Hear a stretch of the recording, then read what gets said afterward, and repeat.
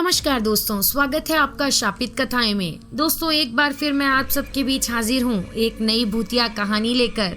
मिताली ने किरण को आवाज लगाई, किरण किरण, शाम हो गई है बेटे, तुम्हारे पापा के आने का समय हो गया है। चलो स्कूल का होमवर्क पूरा कर लो, नहीं तो पापा डांटेंगे। पापा का नाम सुनते ही 8 साल का किरण बैट और स्टंप उठा के दौड़ता हुआ घर में आ गया और ऊपरी मंजिल में सीढ़ियों पर तेजी से चढ़ने लगा। उसी वक्त आखिरी सीढ़ी पर उसका पैर फिसल गया और जैसे ही वो नीचे गिरने लगा कि उसी वक्त उसे किसी अदृश्य शक्ति ने संभाल लिया और हवा में ही उठा के उसे उसके कमरे में छोड़ दिया। किरण को इसमें बहुत मजा आया क्योंकि 8 साल के बच्चे को भूत और प्रेतों के बारे में कुछ पता नहीं था। उस रात खाने के टेबल पर किरण ने मम्मी पापा को सीढ़ियों से कमरे तक उड़ने वाला किस्सा सुनाया। बच्चे पर भला कौन विश्वास करता, लेकिन उसके दूसरे दिन से किरण की माँ को किरण के बर्ताव में बदलाव महसूस होने लगे। वो स्कूल का होमवर्क समय पर पूरा करने लगा, सुबह स्कूल के लिए खुद से तैयार होने लगा। किरण ज्यादातर समय अपने कमरे में ही रहने लगा। एक दिन मिताली सीढ़ियों से ऊपर आ रही थी, तभी उसे किरण के कमरे से आवाजें आने लगी, जैसे कि वो किसी के साथ मस्ती कर रहा हो। मिताली ने दबे पैरों से जाकर दरवाजे के होल से देखा तो डर के मारे उसकी सांसें फूलने लगी, क्योंकि एक आदमी की धुंधली सी परछाई बालकनी के पास खड़ी थी और उसके बाजू में किरण उसका हाथ पकड़ के खड़ा था। उस आदमी ने जब पीछे मुड़ के देखा तो मिताली डर से दहल उठी, क्योंकि उसका चेहरा बड़ा ही भयानक था। उस पर गहरे चोट के निशान थे। देखते ही देखते वो आदमी कुछ ही पलों में हवा में गायब हो गया। फिर मिताली दरवाजा खोल के दौड़ते हुए आई और किरण को सीने से लगा के बाहर की तरफ भागी। जब मिताली ने किरण से पूछा कि वो आदमी कौन था, तब किरण ने कहा कि वो विश्वास अंकल थे। वो रोज मेरा ध्यान रखते हैं, कभी कभी मेरे साथ स्कूल में भी आते हैं। मैंने आपको बताया था ना, उस दिन एक अंकल मुझे सीढ़ियों से हवा में उड़ाते हुए कमरे में ले गए थे।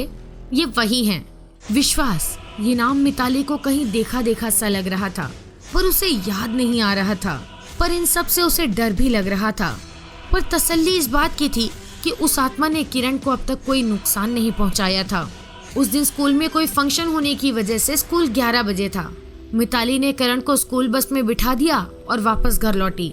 तभी उसने पाया कि बेडरूम में लगे आईने पर लिपस्टिक से एक नाम लिखा था, मदर टेरेसा अनाथालय, जहां से मिताली और उसके पति आरव ने किरण को गोद लिया था। मिताली ने उसी वक्त घर को ताला लगा के आरव को कॉल किया और उसे तुरंत अनाथालय में बुला लिया और गाड़ी निकाल के खुद भी अनाथालय की ओर निकल पड़ी।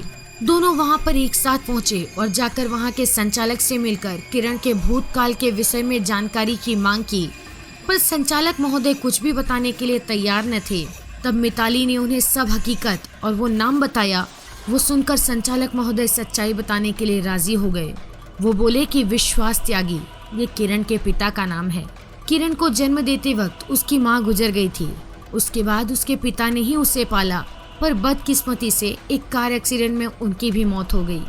किरण भी उसी कार में था, पर वो किस्मत से बच गया था, लेकिन सिर पर गहरी चोट लगने की वजह से उसकी यादें मिट गई हैं। अब किरण के किसी भी रिश्तेदार ने हमदर्दी नहीं दिखाई। तब कोर्ट ने उसकी जिम्मेदारी हमें सौंपी। उसके बाद हमें भी बहुत बार ऐसा एहसास हुआ कि किरण की हिफाजत कोई रूहानी ताकत कर रही है, पर उस रूह ने कभी उसे नुकसान नहीं पहुंचाया। ये बात भी सच है। सारी बातें ठीक से समझने के बाद मिताली और आरव जब घर लौटे और जब वो बेडरूम में बैठे बातें कर रहे थे, तभी उनके सामने ही वहां के आईने के पास रखी एक लिपस्टिक हवा में उठी और आईने पर लिखा, मेरी किरण को पढ़ा लिखा कर एक अच्छा इंसान बनाना, यही मेरी आखिरी इच्छा है।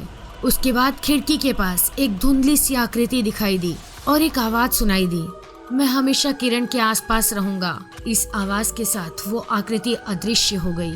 दोस्तों, एक पिता के प्यार के बारे में आपका क्या कहना है, कमेंट सेक्शन में बताइए। वीडियो पसंद आया हो तो लाइक करें, शेयर करें और चैनल को सब्सक्राइब करें।